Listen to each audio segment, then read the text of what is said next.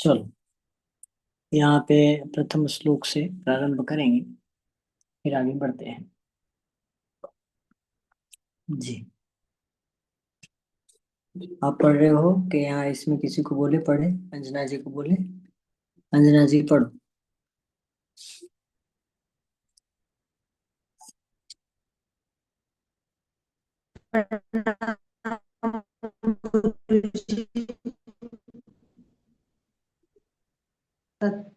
तथा तो वातकलाकलीय।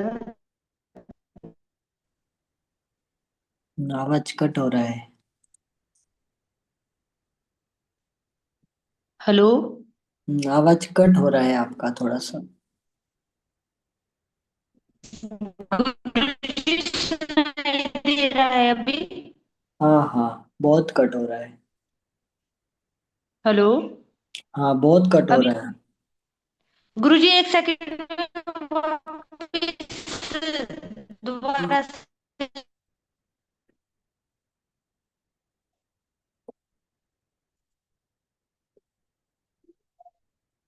देखो, आपको पढ़ाना था तो दूसरे 9-10 जने दूसरों को भी ये हो गया, जुड़ने का मौका मिल गया जी। तो दोनों का काम हो जाता है इससे जी। आपके तब का फल किसी सबको मिलना है जी। मिलना चाहिए जी, बिल्कुल मिलना चाहिए। गुरुजी आवाज आ रही है अब सही से? हाँ, आ रही है। हाँ, पढ़ो। अथा अथातो वातकलकलीय ध्यायं व्याख्यास्यामः इति ह स्माः भगवान आत्रेयः। अब आगे जो है ये वात कला कलिया नामक अध्याय भगवान आत्रेय पढ़ाएंगे, यानी बताएंगे। कैसे बताएंगे? व्याख्या श्याम ऐसा बताया। अब ये जो व्याख्या श्याम शब्द होता है प्रत्येक अध्याय के अंदर लगा रहता है, सब जगह पे कॉमन शब्द है। वी उपसर्ग है यहाँ पे। व्या का वी उपसर्ग है। और आख्यान, ऐसा विशिष्ट आख्यान जैसे होता है ना, इस प्रकार से व्याख्यान। ये बनने में लगभग 8 प्रक्रिया होती है। जैसे कोई भी एक शब्द होता है, एक शब्द को, जैसे पुरुष शब्द है, वो पुरुष शब्द को जब वेद में प्रयोग किया जाता है तो वहां वो शब्द का फॉर्मेशन थोड़ा अलग होता है, अलग रूप में लिया जाता है। वही पुरुष शब्द को जब दूसरी जगह पे लिया जाता है, यानी उपनिषदों में लिया जाता है, तो वो पुरुष शब्द का जो कन्वर्टाइजेशन है वो बदल जाता है, यानी कन्वर्ट हो जाता है, वो थोड़ा फॉर्मुलेशन बदल जाता है। यहाँ पे पुरुष शब्द अलग रूप में प्रयोग में लिया जाता है। वही पुरुष शब्द को जब लेके संहिता आदि ग्रंथ में लिया जाता है तो फिर उसका फॉर्मेशन बदल जाता है, यानी वहां शब्द का अर्थ पूरा बदल जाता है, यानी विस्तृत हो जाता है। यही पुरुष शब्द को सूक्ष्मता से लेते लेते लेते उसको विभाजित किया जाता है, और फिर यहाँ पे आके उसको बदल दिया जाता है। कहीं ज्ञान बोधक हो जाता है, कहीं कर्म बोधक हो जाता है, कहीं विज्ञान बोधक हो जाते हैं। ऐसे शब्द का अलग अलग प्रकार से वो होता है। तो व्याख्यान ऐसी चीज होती है जहाँ कोई भी एक विषय को या कोई भी एक प्रक्रिया को, जैसे दोषों की चिकित्सा करने से व्याधि ठीक होती है, बराबर है, ऐसा ग्रंथकारों ने बता दिया, ऐसा ऋषियों ने बोला जी। तो बोला, ये बोला नहीं है सिर्फ कैसा, मतलब हवा में आया और बोल दिया, ऐसा नहीं।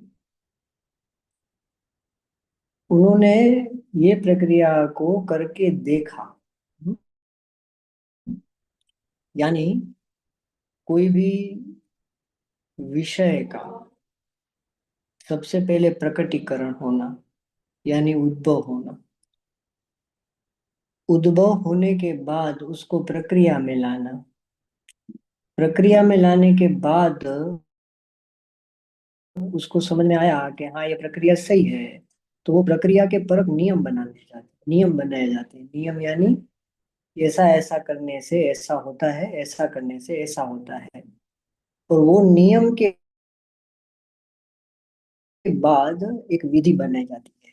पांचवी प्रक्रिया हुई ना, पहला उद्भव हुआ, फिर उसके ऊपर प्रक्रिया हुई, प्रक्रिया के बाद उसका नियम बनाया गया, नियम के बाद उसकी विधि बनाई गई, और विधि के बाद फिर उस विषय को, जब अभी तक जो कुछ भी हुआ ये सभी को बताना, ये क्या हो गया, व्याख्यान हो गया।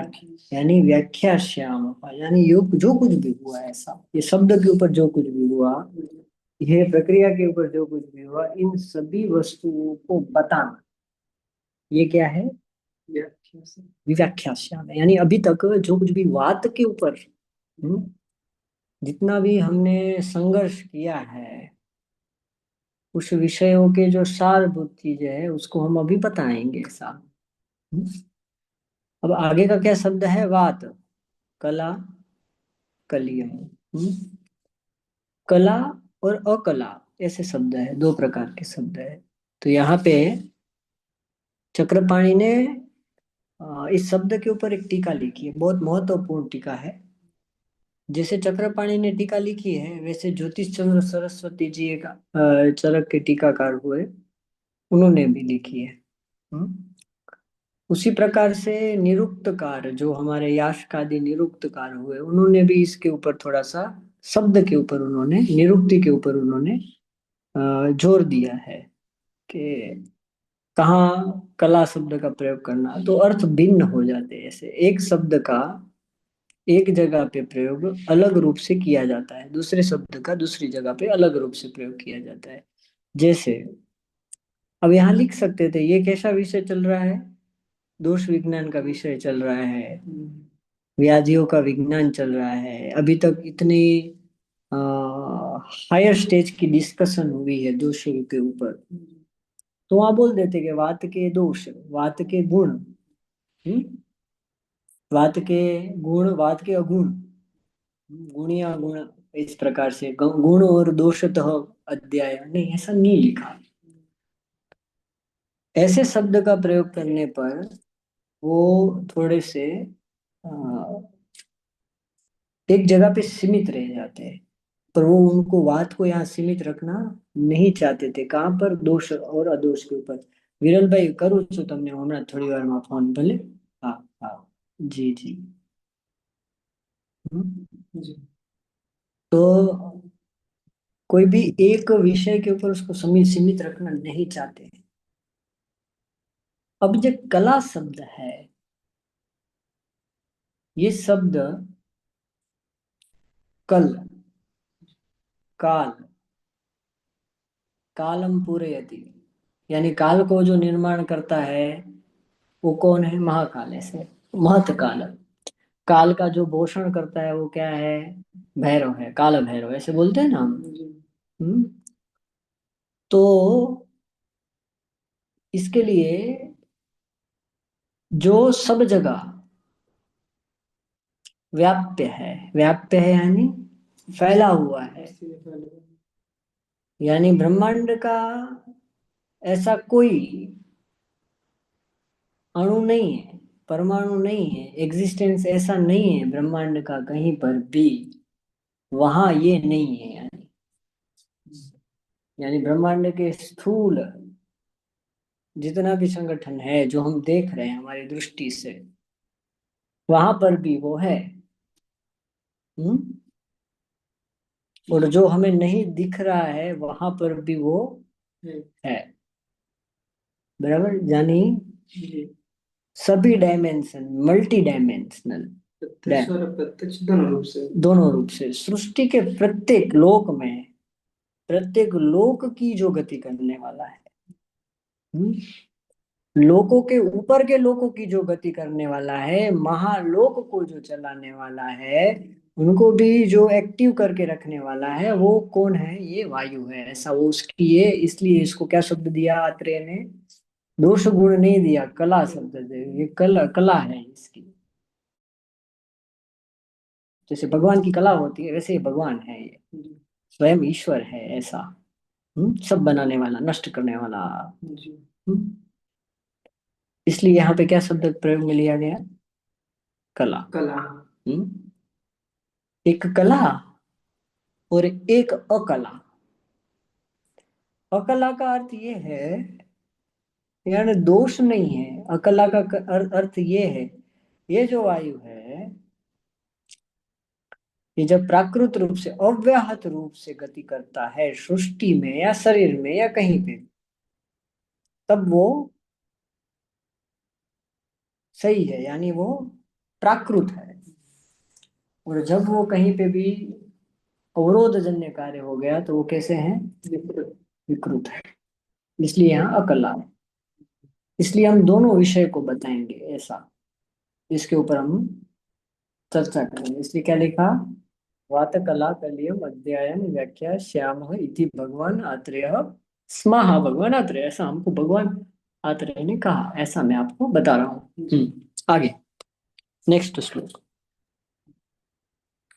वात कल कला ज्ञानम् अधिकृत्य परस्परं तानि जिज्ञासमानाः सम उपविश्य महर्षयः प्रपच्छ पुरन्यो अन्यं किं गुणो वायुः किमस्य प्रकोपणम् उपशमनानि वा अस्य कानि कथं च एनं असङ्घातवन्तम् अनवस्थितम् अनासाद्य प्रकोपण प्रशमनानि प्रशमयन्ति वा कानि च अस्य कुपित अकुपितस्य शरीर अशरीर। अश- अशरीरचरस्य शरीरेषु चरतः कर्माणि बहिः शरीरेभ्यो व इति। वह इति। अब देखो, अब ये जो श्लोक है ना, ये श्लोक पूरे अध्याय का एक उद्देश्य है। उद्देश्य यानी कोई भी कार्य हम करते हैं उसका एक उद्देश्य होता है ना। जैसे हम अभी अभ्यास करने बैठे हैं तो हमारा उद्देश्य है वायु को समझना, ये हमारा उद्देश्य है। या हमारा उद्देश्य है आयुर्वेद को समझने के लिए हमें प्रवेश करना। आज हमारी सुबह बात हुई ना कि हमें आयुर्वेद में किस प्रकार से गति करनी चाहिए, आगे कैसे समझना चाहिए, तो पहले क्या करना चाहिए, ये हमारा उद्देश्य है। फिर आगे हम देखते हैं, बड़ा करते जाते हैं धीरे धीरे। प्रथम उद्देश्य, इसको उद्देश्य तंत्र युक्ति के क्या कहते हैं? उद्देश्य तंत्र युक्ति। और फिर उसको ब्रॉड कर देना, वो क्या है? निर्देश है। उसे क्या कहते हैं? निर्देश तंत्र। अब यहाँ पे क्या बताया उन्होंने? पहला शब्द जो है क्या है? वात कला और अकला। ज्ञानम अधिकृत्य, अधिकृत्य यानी अधिकरण। अधि उपसर्ग है, कृत्य कृतवाचक है, उसमें लेबंध हुआ है। उस क्रियावाचक बना दिया। कृत शब्द को क्या कर दिया? लेबंध लगा के क्रियावाचक कर दिया। अधि उपसर्ग लगा दिया। अधि अधिक, अधिक अर्थ। तो उन्होंने अधिकृत्य का अर्थ है यहाँ पे मूल विषय लिया। क्या विषय लिया? आज हमारी जो चर्चा होगी वो मात्र और मात्र किसके ऊपर होगी? वाद की कला और अकला के ज्ञान के ऊपर होगी। बाकी कोई दिमाग में विषय नहीं आना चाहिए। यही विषय है हमारा। उसको अधिकृत्य यानी उसको अधिकार में लेके प्राधान्य देकर वहां परस्पराणी, परस्पराणी यानी सभी जितने भी ऋषि थे, महर्षि थे, देवर्षि थे, ये क्या करने लगे? जिज्ञासा, जिज्ञासा माना। हाँ, जिज्ञासा माना, ये कंटिन्यू प्रेजेंट टेंस है। जिज्ञासा का अर्थ क्या होता है? ज्ञान की इच्छा रखने वाले, जिज्ञासु जिसे बोलते हैं। विशेष ज्ञान की इच्छा रखने वाले हैं ऐसे व्यक्ति, वो जिज्ञासमान है। परस्पर यानी एक दूसरे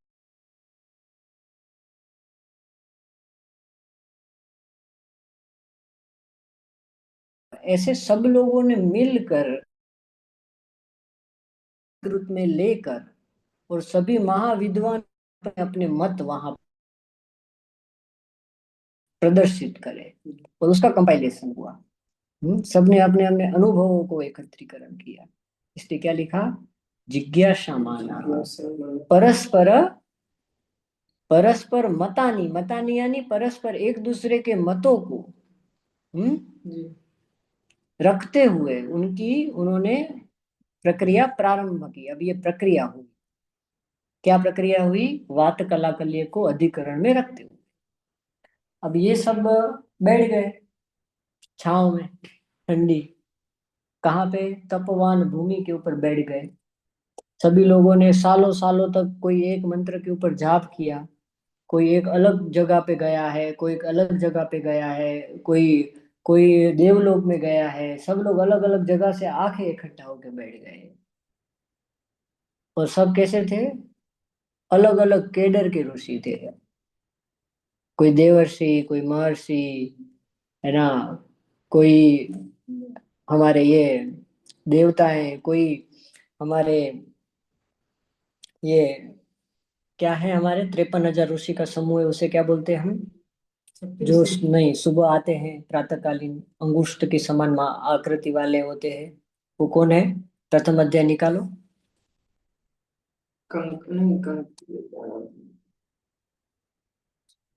जो ऋषियों के नाम है ना, निकालो। बालखिल्य, बालखिल्य। बालखिल्य, 53,000 ऋषि बालखिल्य थे। कोई अंगिरा, कोई ब्रह्मा के मानस पुत्र थे। तो इस प्रकार से सूर्य के जो परंपरा से आने वाले हैं, ये सभी प्रकार के देवता ऋषि सब इकट्ठा हुए और सभी ने अपने परस्पर जिज्ञासामान मत रखना प्रारंभ किया। आगे आगे क्या किया? जिज्ञासामान सम उपविश्य, सम्यक रूप से बैठ गए। अब यहाँ से हिलना नहीं है साहब, ये जो चालू हुआ, अब ये जो चालू होने वाला है, यहाँ अच्छे से बैठ जाओ। अब दिमाग में कोई विषय नहीं रखो, सब छोड़ दो, घर का काम छोड़ दो, दुनिया की सब चिंताएं छोड़ दो, विमुक्त हो जाओ, यानी काल से परे हो जाओ। अभी एक अलग पूरे दिमाग के अंदर एक ही चैनलाइजेशन होना चाहिए, वायु, वात कला कलिए, उसके अलावा और कुछ भी नहीं। तब जाके आपके मस्तिष्क के जो चित्तमा चित्तपति, यजुर्वेद में बताया ना, वाक्मा वाक्पति, पवित्रेण पूतस्य पूतस्य जातः पवित्रेण तस्य ते पवित्रपते पूतस्य जतकाम पुण्य तच्छकेयम, यजुर्वेद में बताया ना। तो उनके जो पति हैं वो एक्टिव हो जाते हैं, यानी वो ज्ञान को देने वाले जो देव हैं उससे जागरूक हो जाते हैं, और वो आपके अंदर डाटा क्या हो जाता है? अपलोड होना चालू हो जाए, ट्रांसफर होता है। जैसे हम कैसे वो मोबाइल में तार डाल के एक कंप्यूटर से उसमें डालते हैं ना, डाटा केबल है, डाटा केबल होता है, तो उससे हम डालते हैं। वैसे ही ये प्राधान्य देव जो है वो आपके अंदर वो सॉफ्टवेयर इंस्टॉल करते हैं। कौन सा? वात कला अधिकृत्य। समझ में आया? जी जी। इसलिए सब छोड़ देना चाहिए। अगर अन्य विषय है तो समझने का छोड़ दो, अभी मत बैठो। अगर समझना है तो पूर्ण रूप से वर्तमान में रह के इस ज्ञान को जो दिया जा रहा है उसको स्थापित करो। इसलिए बोला सम्यक उपविश, वर्तमान में एकाग्रचित होके बैठ जाओ ऐसा। आगे क्या बताया? महर्षि, यहाँ बहुवचन ले, सभी ऋषि यहाँ। प्रपृच्छ, प्र प्र जो होता है ये उपसर्ग होता है। मैंने आपको बताया था ना, प्र पुच्छ प प प्र छूह, प्रश्न है, प्रश्नवाचक। प्र जो होता है अधिक होता है, यानी पीड़ित और प्रपीड़ित, तो क्या हो जाता है? अधिक पीड़ा देना। आदान और प्रधान, वो प्रधान अधिक बलवान हो जाए। आचार्य प्राचार्य, ऐसे होता है ना। तो ये क्या है? पूछना, पर ये कैसे? अत्यंत उत्कृष्ट स्तर पर ऐसे प्रश्न थे जो सामान्य व्यक्ति के बुद्धि के अंदर कभी आ ही नहीं सकते। मंद बुद्धि, मध्य बुद्धि के अंदर ये प्रश्न प्रवेश नहीं कर सकते। क्यों? क्योंकि उनको पता ही नहीं है प्रश्न ही क्या पूछना। वो प्रश्नोपनिषद में क्या लिखा है? तो पिपलाद के पास जाते हैं 6 ऋषि, हमें ब्रह्म ज्ञान दो, ब्रह्म ज्ञान दो, भगा देते, जाओ जाओ, बोले क्या ब्रह्म ज्ञान दो, बोले हैं। तो वो बोलते हैं हमें आपके पास ही ब्रह्म ज्ञान पढ़ना है। तो बोले एक शर्त पे पढ़ाऊंगा, क्या? तो कि 1 साल तक सब लोगों को जो मैं बोलूंगा वहां वो जगहों पे जाओ, वहां वही खाना है 1 साल तक, और ये सबको अलग अलग जो मंत्र देता हूँ वो मंत्र का जाप करना है वो खाते हुए 1 साल तक। फिर उसके बाद मेरे पास आना है और जो प्रश्न उद्भव होगा वो पूछना है। पहला प्रश्न, उसका जवाब दूंगा, फिर वापस यहाँ से भाग जाना है। समझ में आया?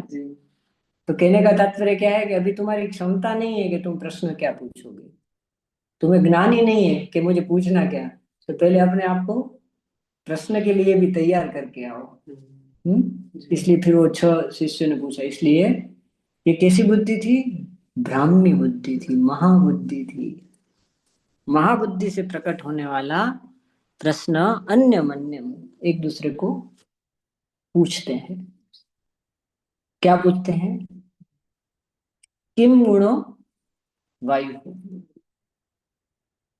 प्रश्न तो बहुत पूछे उस समय पे, पर अग्निवेश ने लिखा इतने सारे प्रश्न मैं यहाँ लिख लूंगा तो पूरा एक अध्याय प्रश्न से ही भर जाएगा। समझ में आया?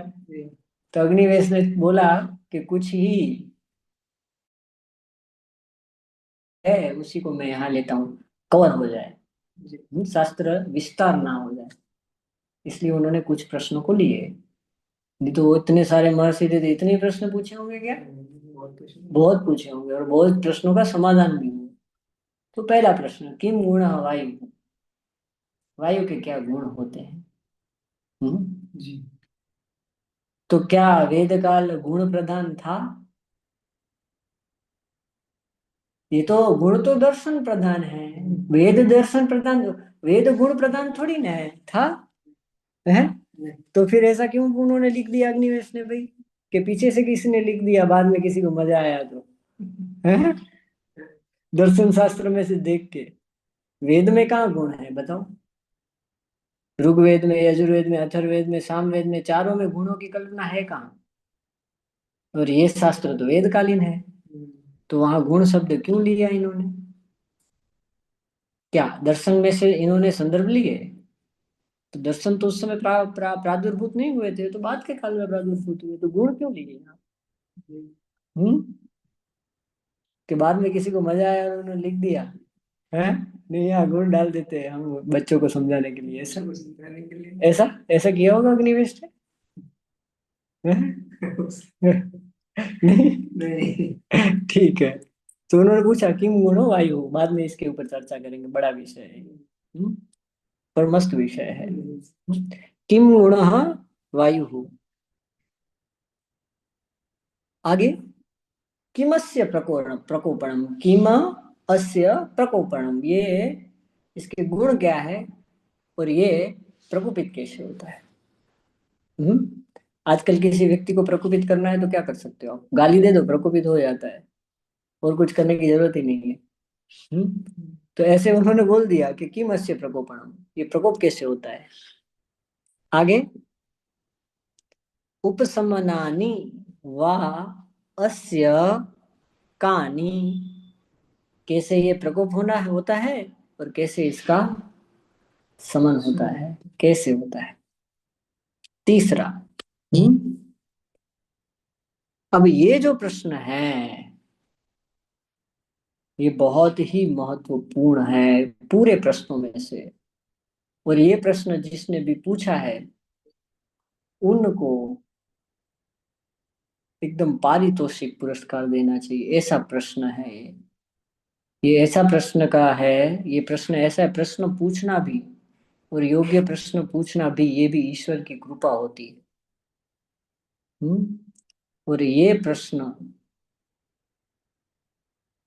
जो पूछा गया और इसका जो जवाब दिया गया, इससे पूरे आयुर्वेद के जितने भी अभ्यर्थी है, विद्यार्थी, आयुर्वेद ज्ञान रखने के जिज्ञासी है, इन सब के लिए ये महा महाकल्याणमय था ये। अगर ये प्रश्न नहीं होता तो हम आयुर्वेद नहीं समझ पाते। इतना अद्भुत है ये। पूरे आयुर्वेद में से चरक संहिता सबसे श्रेष्ठ है सभी में। वेद की उत्पत्ति का महास्त्रोत्र है ये आयुर्वेद का चरक संहिता। उसका सबसे श्रेष्ठ कोई है तो वो सूत्र स्थान है। सूत्र स्थान में भी सबसे उत्कृष्ट कोई अध्याय है तो ये 12वां अध्याय है। इससे बड़ा कोई श्रेष्ठ अध्याय नहीं है। यानी इसको निकाल दो आप, 12वें अध्याय को, आयुर्वेद नहीं है, कुछ भी नहीं, जीरो हो जाएगा। समझे जी? आयुर्वेद समझ नहीं सकते आप। ऐसा ही ये महान प्रश्न है। ये अध्याय में सबसे श्रेष्ठ कोई है तो ये प्रश्न है, और सबसे श्रेष्ठ कोई श्लोक है तो 8वें नंबर का श्लोक है। जी क्या बताया? कथम। कथम यानी कैसे। च। च क्या है? समुच्चय तंत्र युक्ति है। ये भी और ये भी, वहां च होता है। ये पुस्तक, ये पुस्तक, ये पुस्तक, तो हम वहां क्या बोले? पुस्तकम च, पुस्तकम च, पुस्तकम च, पुस्तकम च। च समुच्चय है। कथम च ऐनम, ये किसके लिए बताया गया? कैसे ये वायु असंगातवंतम। असंगातवंतम यानी कहीं उसको संगात हुए देखा है? रुका हुआ देखा है कहीं पे किसी ने आज तक? नहीं, नहीं देखा। बराबर, नहीं है, कहीं दिखता नहीं है। बराबर है। तो क्या लिखा? कथम च एनम असंगातवंतम अनवस्थितम। एक जगह पे नहीं रहता है, न संगात होता है, और अनासाध्यम, जिसको साधा नहीं जा सकता है। प्रकोपणानि प्रस्मनानि प्रकोपयंती प्रस्मयंती वा कथम। वापस जोड़ दो पीछे जी, आगे वाले कथम को। कैसे हो सकता है? आपके सब आगे वाले प्रश्न तो कोई मतलब के ही नहीं रहे। ऐसा किम गुण, किम प्रकोपण, किम प्रस्मरण, ये प्रश्न को कोई अर्थ ही नहीं है ऐसा। ये असंगातवन है, अनासाध्य है। असंगातवंतम, कथम असंगातवंतम अनवस्थितम अनासाध्यम प्रकोपण प्रस्मरणानि प्रकोपयंती प्रस्मयंती च, वो कैसे हो सकता है? वो बढ़ सकता है, घट कैसे सकता है? संभव ही नहीं। ये क्या है? ये वायु है या कुछ और है? वायु कि क्या बोलोगे? इसको नाम भी नहीं दिया। अभी आपने नाम बोल दिया ना वायु, ये भी गलत हो जाएगा। 8वां श्लोक पढ़ने के बाद ऐसा लगेगा इसको वायु भी नहीं कह सकते हम। हमको एक बार ऐसा था, इसको वायु कहते हैं। फिर उसके बाद हमारे गुरुजी ने जब हमको ये बताया, तब मुझे उन्होंने 40 व्याख्याएं दी, और 40 व्याख्याओं में एक एक व्याख्या में उन्होंने मुझे ये बताया, ये ऐसे जाता है, इसको कुछ भी नाम दो। ये ऐसे जाता है, इसको कुछ भी नाम दो। ये बारिश लाता है, कौन लाता है, कुछ भी नाम दो। पृथ्वी को चलाता है, कैसे चलाता है, कुछ भी नाम दो। क्या नाम दोगे इसको? सहस्त्र, सहस्त्र नाम, वायु सहस्त्र नाम। पाठ, पाठ जितने पढ़ उतने नाम, उतने नाम, जितने। कौन है ये ऐसा? कथम च। आगे क्या बताया? कानिच अस्य कुपित अकुपितस्य, कुपितस्य अकुपितस्य। ये दूसरा प्रश्न। जब वो कुपित है तब, और जब प्राकृत है यानी अकुपित है तब। शरीरस्य अशरीर चलस्य, शरीर में चलने वाला और सृष्टि में रहने वाला, ये दोनों के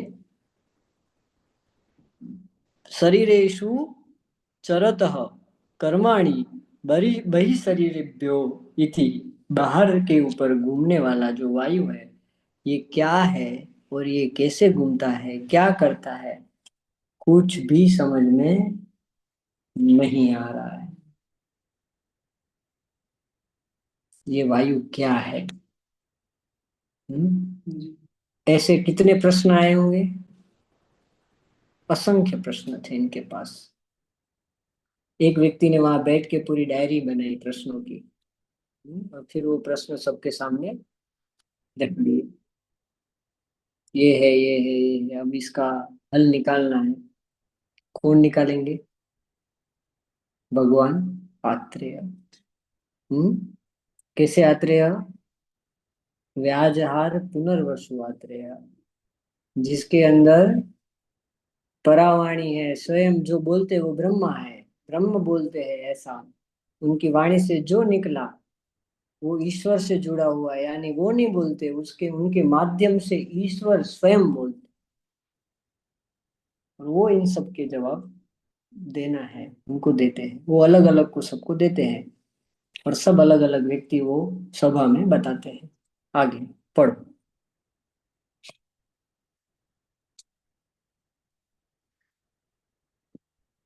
आत्रोवाच कुशा सकृत्याना रुक्ष लघु शीत दारुण खर विशदा सड़िमे वात गुणाम भवन्ति। समझ में आया? अब कौन थे वो ऋषि? का नाम सांकृत्य है ना? जी जी सकृत्य। सांकृत्य आयन। कुश सांकृत्य आयन, ऐसे ऋषि का नाम था उनका। इसके आगे का श्लोक करो, नेक्स्ट श्लोक है श्लोक नंबर 4। नहीं नहीं, आपको नहीं बोल रहा हूँ, यहाँ ये स्क्रीन है ना, उसमें बोल रहा हूँ। अत्र उवाच कुशः, कुश सांकृत्यायनः, रुक्ष लघु शीत दारुण खर विशदा, ऐसे 6 गुण होते हैं। यानी वायु ऐसे गुण वाला है, यही गुण वाला है। षडी में वात गुणा भवन्ति। अब आप ऐसा बोल सकते हो क्या कि वायु के ये 6 ही गुण होते हैं? नहीं नहीं, नहीं बोल सकते हो। ये प्रत्यात्म लक्षण है। कैसे है? प्रत्यात्म यानी कुछ बोलने वाले। इसके अलावा भी है, ऐसा नहीं है। और ये 6 उसके प्रत्यात्म है। इसको बढ़ा भी सकते हैं, नाम दे सकते हैं। यानी ये जो गुण है, इसका प्राधान्य वेद है। कैसे है? सोमम च सोमम अधिपत्य, आग्नेयम चम उष्णम चम आग्नेयम अधिपत्य। दो ही है, एक सौम्य है और एक आग्नेय है। यानी जितने भी गुरु स्निग्ध मृदु पिच्छिल, ये जितने भी 10 गुण जो बताते हैं हम, इस केडर के इस तरफ वाले, वो शीत प्रधान है, सौम्य है। लघु रुक्ष उष्ण तीक्ष्ण विशद वेवाई विकासी, ये कठिन, ये सब कहाँ के हैं? अग्नि आग्नेय। ख्याल आया? जी। यानी 2 हैं ये, सोमम चम आग्नेयम चम। और इन दोनों के साथ वायु मिल के काम करता है। पर अगर इस विषय को अगर लोगों के सामने रखा गया है जिस प्रकार से ये है, तो व्यक्ति की बुद्धि में बैठने वाला नहीं है। इसलिए इन्होंने क्या किया है? शास्त्र को थोड़ा सा बुद्धि के आधार आधार पर सबकी इजी किया है, यानी सभी बुद्धि ग्रहण कर पाए, है ना? मंद मध्य और ये जितने भी हैं तीक्ष्ण, ये सब के आधार पर उन्होंने उसको इजी किया। दोषों को बनाया, दोषों की कल्पनाओं को बताया, गुणों को बताया, गुणों की कल्पनाओं को बताया। यानी उन्होंने क्या किया? वेद के जो भाग थे उससे मूल सिद्धांत बनाए और दर्शनों के आधार पर उनको समझाने की प्रोसेस बनाई। प्रोसेस यानी इजी कर दिया उसको, रेसिपी में बदल दिया अलग अलग खाने को। किसी को पूरी बना दिया, किसी को पेटिस बना दिया, किसी को ऐसे, जिससे वो खा सके अच्छे से। डायरेक्ट वो रॉ मटेरियल नहीं दिया, खाना बनाओ। आज रॉ मटेरियल खाना बना हुआ है तो भी लोग खा नहीं पा रहे, समझ रहे हो। वो रॉ मटेरियल दे देते तो क्या होता उनका। तो ये तो अग्निवेश की कितनी बड़ी हमारे ऊपर कृपा है कि ये शास्त्र हमको कितना इजी करके उन्होंने बना के दिया है, हम इनको ही नहीं पढ़ पा रहे हैं। हम्म। और मूल शास्त्र जो मूल सिद्धांत है उसकी संकल्पना क्या करेंगे हम? हम्म? उसको कैसे स्पर्श करेंगे। इसलिए यहाँ पे उन्होंने कुछ हमें सैद्धांतिक समीक्षाएं बताई, यानी 6 गुण होते हैं।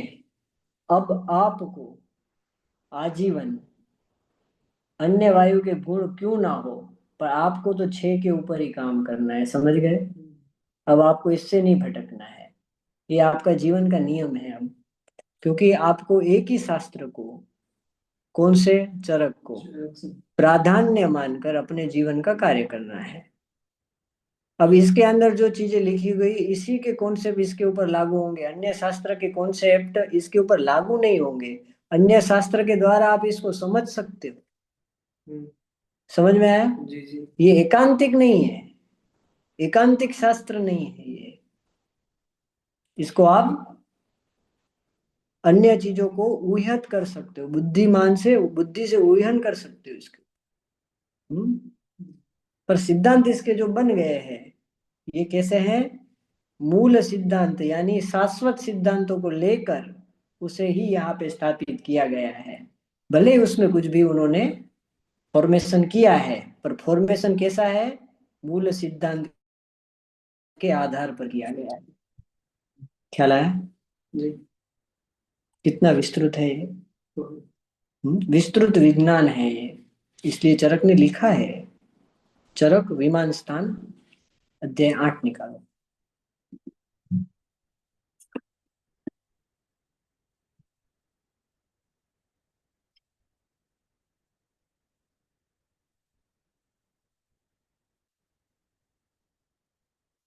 श्लोक नंबर 2-3 होगा लगभग, पीछे नीचे वाला तीसरे नंबर का। हम्म।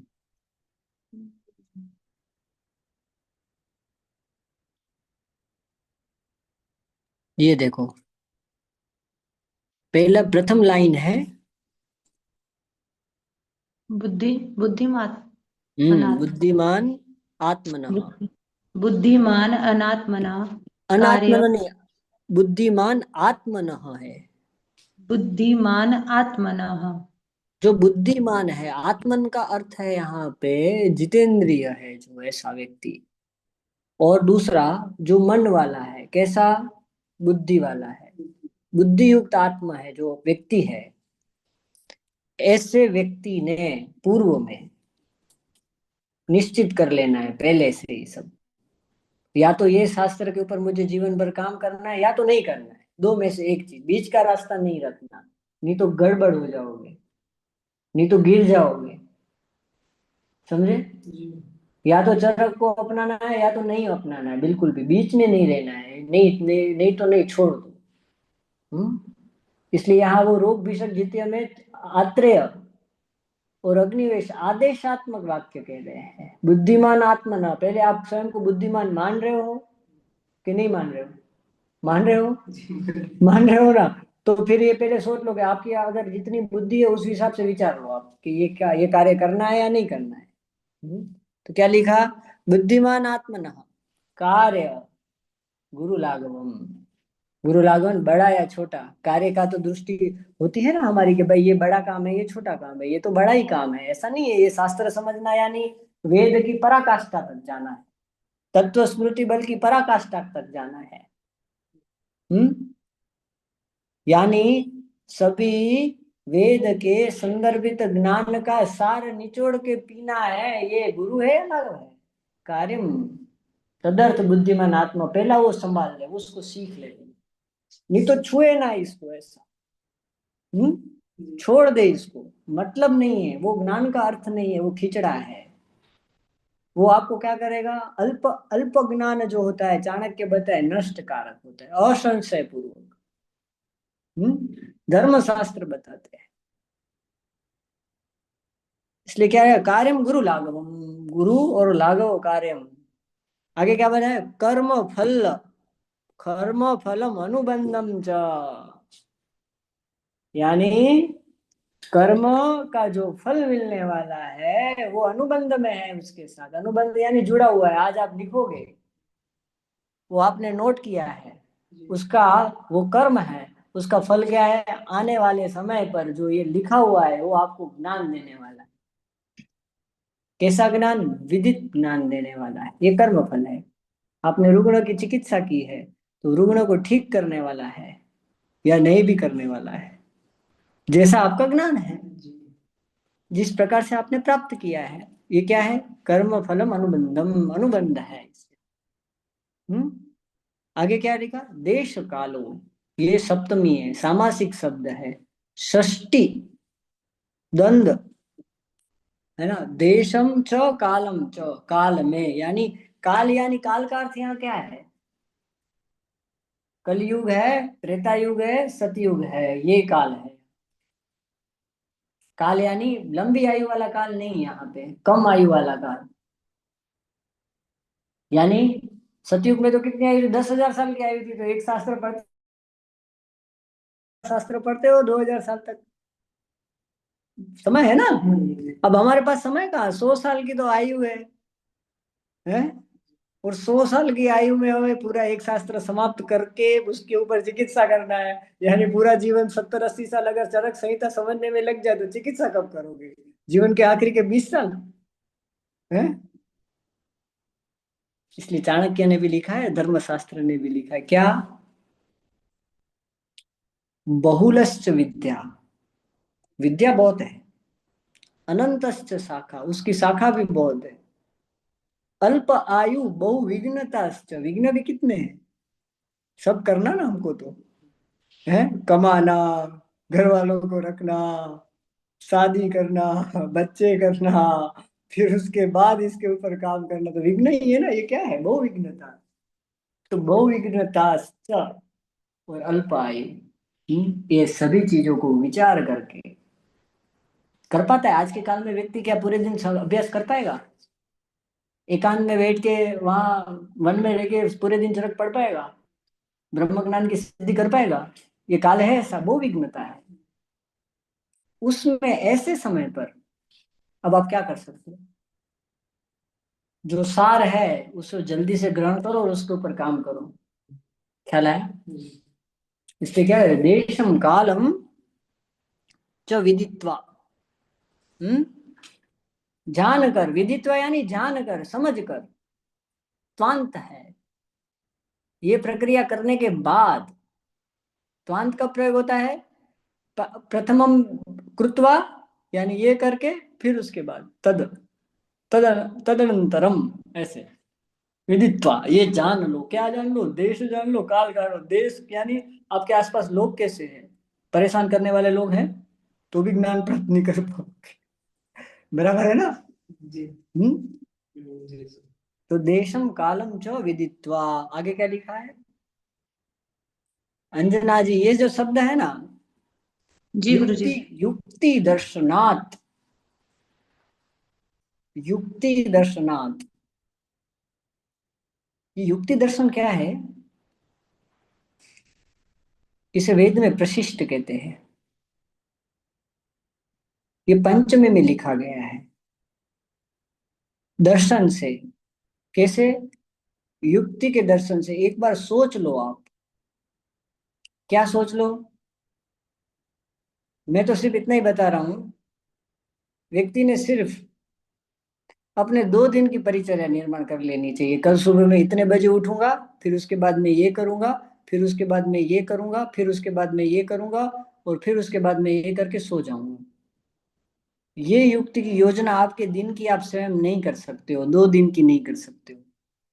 ये तो क्या है, पूरे शास्त्र को किस प्रकार से प्रगाढ़ बनाना, उसके पूरे जीवन की योजना कैसे कर सकते हो, मतलब दृष्टि, पहले इतना पढ़ूंगा, फिर ये पढ़ूंगा, फिर इसके बाद ये करूंगा, ये पढ़ूंगा, वेदांत पढ़ूंगा, कब ये पढ़ूंगा, ये पूरा दर्शन करने के बाद इसमें आगे बढ़ो, नहीं तो मत बढ़ो। मैं पूरा कर पाऊंगा कि नहीं कर पाऊंगा, ये विचार लो। ख्याल आया? जी 1 साल की युक्ति बनाओ। हम नहीं समझ पाते, 1 साल की युक्ति भी नहीं कर पाते। हमारे ऐसे जीवन में बहुत सारे ऐसे प्रसंग आए कि जहां हमने टारगेट बनाया कि इतने समय में इतना पढ़ना है, इतना करना है, नहीं कर पाते। अगर 1-2 साल गड़बड़ हो जाते हैं तो पूरे संहिता के इसकी जो योजना करते हैं हम, तो उसमें अगर हर हर वक्त 1 साल में 3-4 महीने की गड़बड़ हो जाती तो 10-10 साल के अंदर 2-3 वर्ष और ऐड हो जाते हैं। ख्याल आया?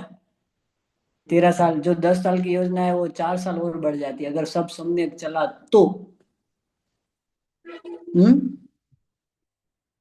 यानी जो अभ्यास 10 साल में करना था वो 14 साल में होता है, जो 20 साल में करना था वो फिर 28 साल में।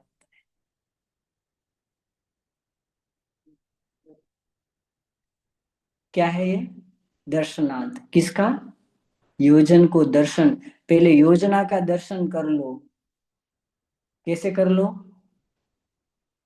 आंख बंद करके, कि मुझे क्या करना है। संकल्प को सिद्धि में कैसे परिवर्तित करना है। मन के कितने विषय हैं? 4 है। क्या क्या? चिंतन हम्म। और देह, देह और गमन देह विकल्प, और चरक सारी स्थान अध्याय 1 निकालो। वो ही है शायद। ऊय, क्या बात है, खूब सरस, खूब सरस। ये चारों को प्रस्तापित करके युक्ति दर्शनार्थ। नहीं तो ये शास्त्र छुओ मत, नहीं तो आप रुग्ण की चिकित्सा करोगे तो वो ही फेल हो जाएगा, रुग्ण भी फेल होगा आपके कारण, होगा ना। उसको आप नहीं दे पाओगे, जो देना है आप नहीं दे पाओगे, उसको ठीक नहीं कर पाओगे। इससे अच्छा क्या है, ना करो। और करो तो कैसा करो? पूर्ण युक्ति दर्शनात्। आगे क्या लिखा है? विशग, बुभुक्षु मूल श्लोक ही निकाल दो वो वाला, फिर भिषक बुभुक्षु गुरुजी। हाँ हाँ, भिषक बुभुक्षु। विशग, हाँ। बुभुक्षु। बुभुक्षु का अर्थ है भूखा,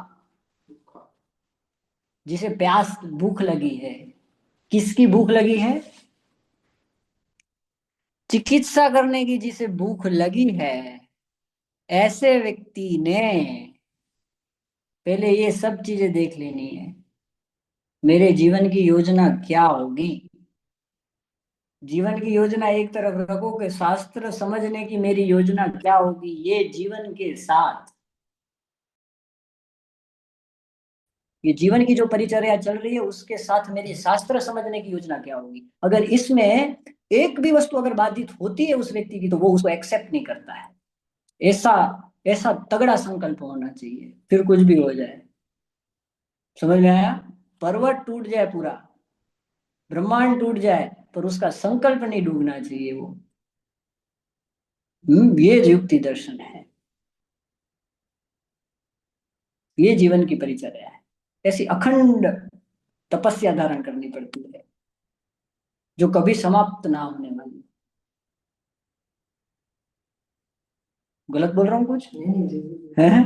गलत बोलूं तो बताना मुझे। है? नहीं ना? जी जी युक्ति दर्शनात् विशक बुभुषु। जिसको चिकित्सा करने की भूख लगी है, ऐसे व्यक्ति ने ये समझ लेना है क्या? आगे का शब्द है बहुत महत्वपूर्ण है, शास्त्रम एव आदितः परीक्षेतः। पहले ये शास्त्र की परीक्षा कर लो कि इसके ऊपर जीवन देसे देने जैसा है कि नहीं है। अगर नहीं लगता है तो अभी छोड़ दो। इसी ग्रंथकार खुद बोल रहे हैं, या तो करो या तो मत करो, बीच का कोई रास्ता नहीं है। किसके आधार पर? देश काल विदित्वा विशक बुभुक्षु, तल्लीन होना है। और कुछ भी नहीं। अन्य शास्त्र के महारथी हो, कोई आपत्ति नहीं है, हैं, पर हृदय में ये होना चाहिए, ऐसा मूल शास्त्र होना चाहिए। इसलिए यहाँ बताया आदित्य परीक्षित का अर्थ ये है कि ये शास्त्र बनाने के लिए कौन बैठे थे, ये भी परीक्षा कर। ऐसे वैसे लोग तो नहीं थे ना, कहीं से भी खड़े होके आगे और लिख के चले गए, है? ट्रेन के डिब्बे में बैठ के लिख दिया, ऐसा तो नहीं है ना। वो यात्रा करते हैं तो लिख देते हैं ना, कोई लोग एक पुस्तक ही लिख देते हैं। 3 दिन की यात्रा होती है हमारे अहमदाबाद से वो कर्नाटक तक, तो उसमें 3 दिन में एक व्यक्ति पुस्तक लिख देते हैं। ऐसे तो किसी ने नहीं लिख दिया ना, ऐसा है। ये ये परीक्षा कर लेनी चाहिए पूर्व में, ऐसा फिर ऐसा लगे योग्य कि हाँ ठीक है, तो आगे बढ़ना चाहिए। इसलिए यहाँ क्या लिखा है, शास्त्रम एवं आदितः परीक्षेत।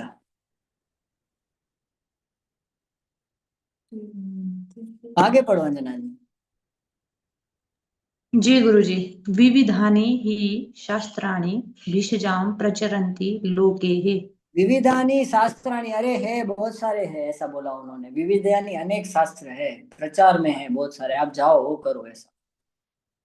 इसमें मत आओ, ऐसा छोड़ दो इसको। तो लोके, लोक यानी संसार में प्रचलन में है बहुत सारे, उसका आप ले सकते हो, ऐसा भगा ही रहे हैं।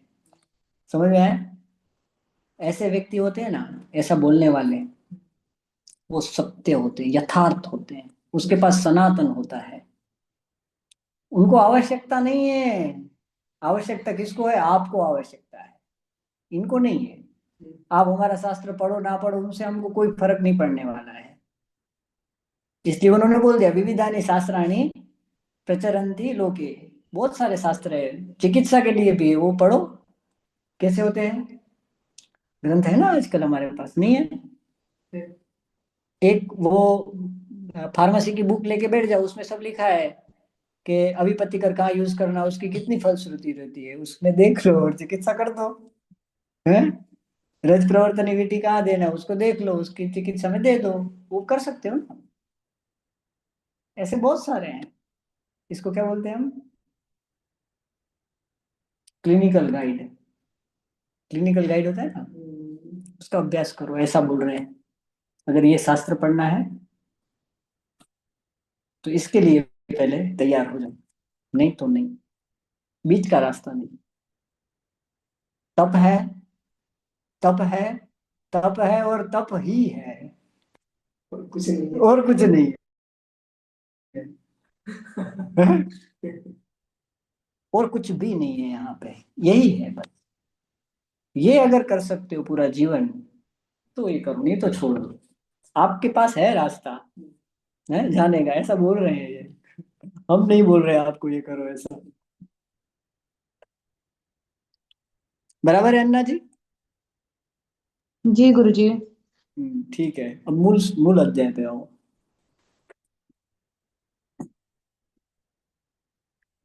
अब ये व्याख्यान के बाद कुछ लोग चरक संहिता ही छोड़ देंगे। ऐसा ना हो अन्ना जी।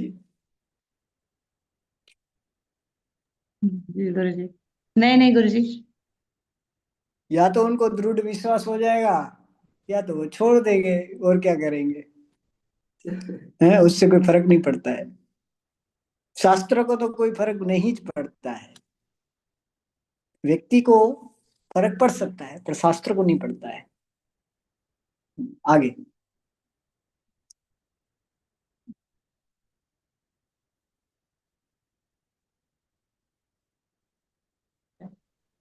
गुरुजी आगे पढ़ो। हाँ, अत्र उवाच कुशः सांकृत्यायनः रुक्षलघुशीतदारुणखरविशदाः षडिमे वातगुणा भवन्ति। बस ये तो हो गया। ये गुण है ऐसे वायु के। और इसके ऊपर ये जो बोल रहे हैं अब, ये एक एक वाक्य आगे के, ये कैसे हैं? ये ब्रह्म वाक्य अब मान लेना आप, हाँ। अब जो चरक बोल रहे हैं उसमें शंका नहीं करना, अगर चरक पढ़ना है तो पहले ही बोल दिया उन्होंने। अब हम जो बोल रहे हैं वो आपके लिए सही है। अगर हम बोल दिए यहाँ चूहा जा रहा है, उन्होंने बोल दिया खरगोश है, तो आपको मानना है अब। खरगोश है। ये खरगोश है, चूहा नहीं। चूहा नहीं है। समझ गए? ये ये पहले से शर्त है यहाँ पे। ये समझ लो। तो उसको उन्होंने जो बोल दिया वो आपको मानना है। अब आगे की अंडरलाइन ये है, इसलिए इसके आगे बढ़ेंगे हम आगे। ठीक है, चुहा ही है। हैं? चुहा ही है। हाँ, आगे चलो।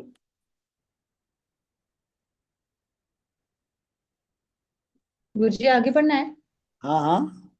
तच्छ्रुत्वा वाक्यं कुमारशिला भरद्वाज उवाच एवम् एतत् तद्यथा भगवान् आह एत एव वात गुणा भवन्ति स तु अब एव। ये जो श्लोक है ये इतना अद्भुत है, ये इतना अद्भुत है कि इन्होंने पूरे ये प्रश्न के जवाब ने पूरे वायु के संकल्पनाओं को हिला दिया है। इसमें कोई खंडन नहीं कर सकता है, मंडन कर सकता है, मतलब खड़ा नहीं हो सकता, कोई चैलेंज नहीं कर सकता है ऐसा कि ऐसा नहीं है। बोलने वाला कोई खड़ा नहीं हो सकता है, तो विद्वानों की सभा में भी नहीं खड़ा हो सकता है। वो क्या करेगा? मंडन करेगा, खंडन नहीं कर सकता। ऐसा वाक्य लिखा है। क्या लिखा है? कौन बोल रहा है ये वाक्य सुन लिए उन्होंने। किसके सुन लिए? ऊपर वालों के। ऊपर वाले कौन? कुश सांकृत्यायन के वाक्य को सुना। किसने सुना? कुमार शिरा भारद्वाज जी ने। क्या सुना? सुनकर। सुत्वा यानी सुनकर, वाक्य सुनकर बोले। क्या बोले? एवं एतद यथा भगवान आहा। ठीक है, जैसा भगवान ने कहा वैसा ही ये सही है। किसने? जो उन्होंने कहा वो सही है। अब मैं यहाँ पे चरक में जो भी बोलूंगा ये चरक के वाक्य है, ये आपको सही मानना है ना। तो उन्होंने क्या किया? ये भगवान का वाक्य है, भारद्वाज ने बोल दिया। ये क्या है? 100% नहीं, हर प्रतिशत से ये ठीक है। हैं? 100% से ये ठीक है, ऐसा भगवान ने कहा। यहाँ देखा, यहाँ कोई शब्द का प्रयोग नहीं किया, भगवान शब्द का डायरेक्ट प्रयोग कर दिया। यानी भगवान शब्द का प्रयोग कर दिया, यहाँ डाउट करने की बात आई नहीं ना, संशय करने की बात ही नहीं आती ना। ईश्वर ने कह दिया है, इसलिए समाप्त हो गया। वो जो किया उन्होंने सही किया है, सही कहा है। भगवान आहा, भगवान ने कहा है। कैसे भगवान ने?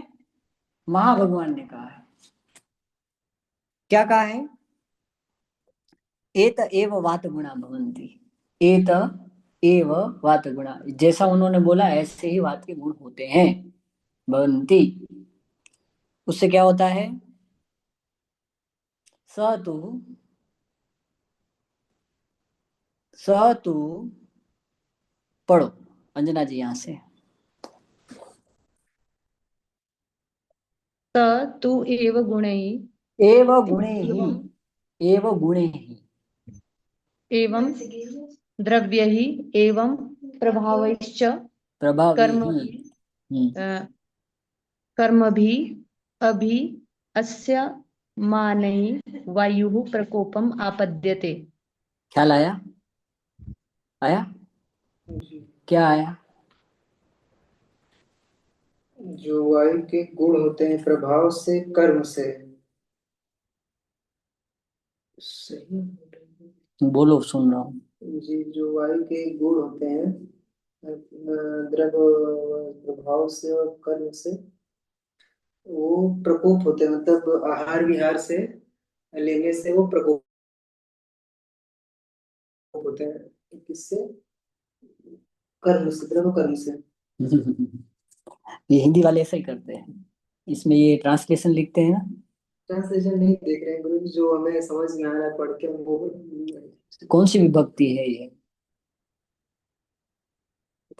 हम्म?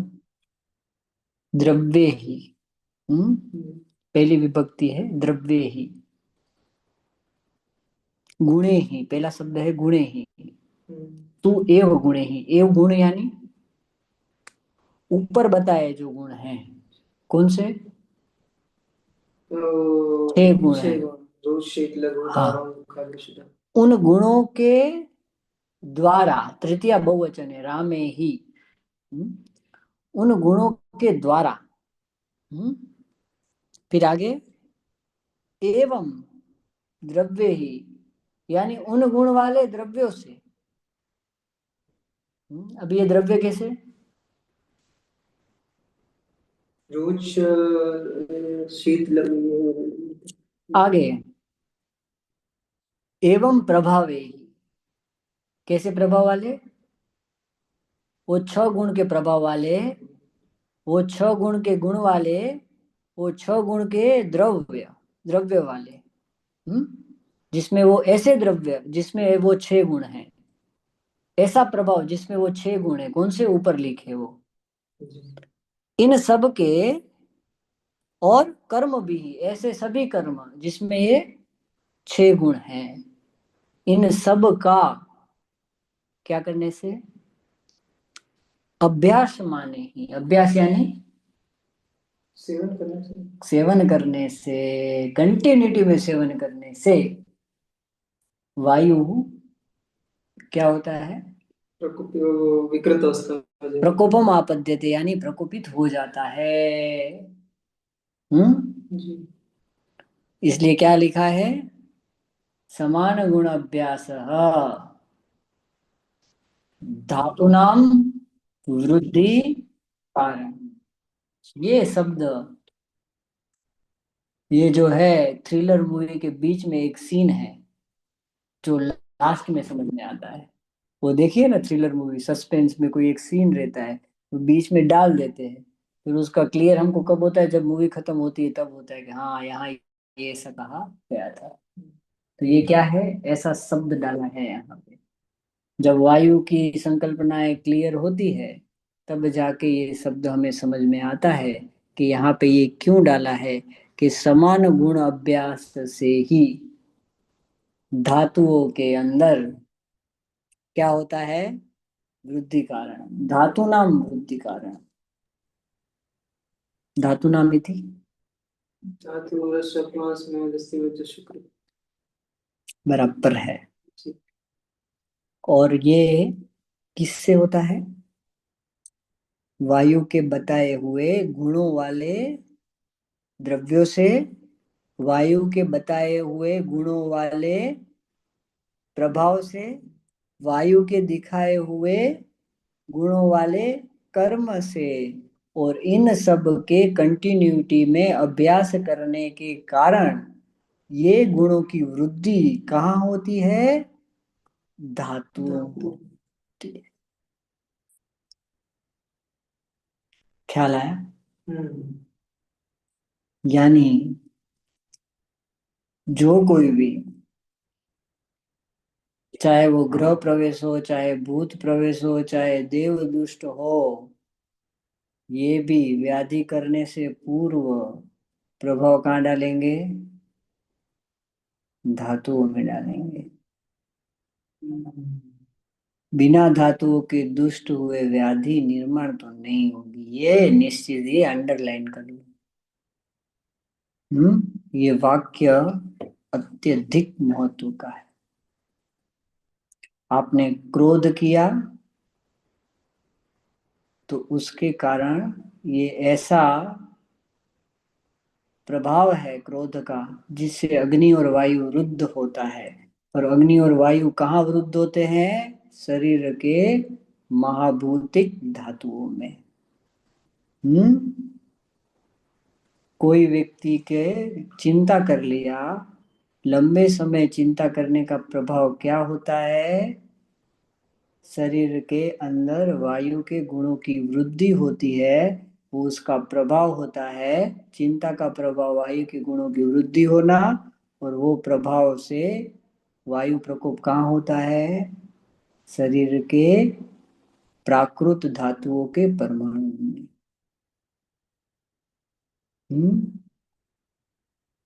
आपने अधिक अधोगमन कर लिया। अधोगमन ये क्या है? विहार जन्य भाव है। उसका प्रभाव क्या होगा? 6 गुण वाले कर्म का अभ्यास किया आपने, और उसके कारण वायु के गुणों की वृद्धि कहाँ होगी? आपके धातुओं में। आपने आहार किया, कैसा आहार किया? रुक्ष युक्त आहार किया, तीक्ष्ण आहार किया, दारुण आहार किया, काठिन्य आहार किया, मुरमुरे खा लिए, उसका प्रभाव क्या होगा? ऐसे द्रव्य का अभ्यास किया जो वायु के उन 6 गुणों को बढ़ाने वाले थे, जिसका प्रभाव क्या पड़ेगा? शरीर के प्राकृत महाभौतिक संगठन में, धातुओं में क्या होगा? वायु के गुणों की वृद्धि होगी।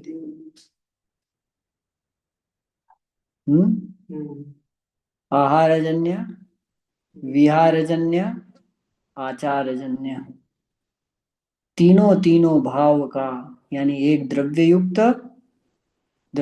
आहार, द्रव्य युक्त विहार, द्रव्य युक्त आचार, अद्रव्यभूत आचार। अद्रव्यभूत आचार भी क्या करेगा? वायु प्रकोप करेगा। कैसे करेगा? काश्यप ने लिखा ना, विषमजर में क्या लिखा? काश्यप ने ऐसा लिखा, मैं बता रहा हूँ ना, आप छोड़ दो उसको अभी। काश्यप ने क्या लिखा कि जो भूत होते हैं, यानी भूत यानी जीव, सूक्ष्म जीव, सूक्ष्म जीव, ग्रह होते हैं, देव होते हैं, पिशाच होते हैं, प्रेत होते हैं, ये सब कैसे करते हैं? आपके ऊपर इन्फ्लुएंस करते हैं। उस इन्फ्लुएंस के कारण आपके शरीर के धातुओं के अंदर इन गुणों की वृद्धि हो जाती है। किसके? जो जो वो प्राधान्य वाले हैं, उन गुणों की वृद्धि है। नहीं, 6 नहीं, कोई भी प्राधान्य वाले हो सकते हैं वो जीव, उनकी वृद्धि कहाँ होगी? धातुओं में। शरीर के धातुओं में। यानी कुछ भी हो, प्रभाव कहाँ है? महाभूतों में, शरीर के महाभूतों में। इसलिए षड इमे गुणे ही द्रव्ये ही प्रभावे ही कर्मे ही अभ्यास माने ही सततम अभ्यास माने वातम प्रकोपम आपद्ये। कस्मात्? कथम वातम प्रकोपम आपद्येते? धातूनां वातम प्रकोपम आपद्यन्ते। धातुओं के अंदर वायु की वृद्धि होती है। यानी ये जो कोई भी संगठन निर्माण होगा, ये कहाँ निर्माण होगा? धातुओं के अंदर, और कहीं पे भी नहीं होगा। अब ऐसे ये विषय या ये अवस्था है जो यहाँ लिखी है वायु के हेतुओं में, वो भी, और जो यहाँ नहीं लिखी है ऐसी भी अनुक्त है, उसका भी विचार आप करके धातुओं में वृद्ध होने वाले वायु के गुणों को आप देख सकते हो। समझ में आया? जी। जैसे अद्व चरक ने लिखा है, पर रुक्ष पिज्जा खाना चरक ने नहीं लिखा है, तो उसका वर्ण आपको विचार उसका करना है। अतिवाक भाष्य लिखा है, वात प्रकोप होता है। अन्य दूसरी चीजें हैं जो नहीं लिखी है, उसका विचार आपको करना है। जैसे बोलता है, गाना गाता है, कव्वाली करता है, भजन कीर्तन करता है, सभी से होता है।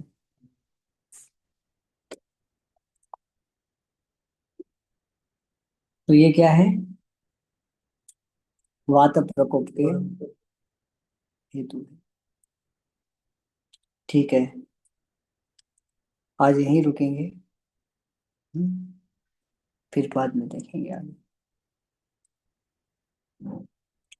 जी, प्रणाम गुरु जी। प्रणाम। गुरु जी, आपके मुख से हर बार जब ये बात कला कली जितनी बार आपसे ग्रहण किया है, हर बार कुछ नया मिला है हमको। जी उसका खूब आनंद हो रहा है अभी। जी, ये आप लोगों के जिज्ञासा है और ईश्वर की कृपा है कि आपको वो उस तरफ ले जाना चाह रहे हैं अभी। और केवल गुरु कृपा है सर।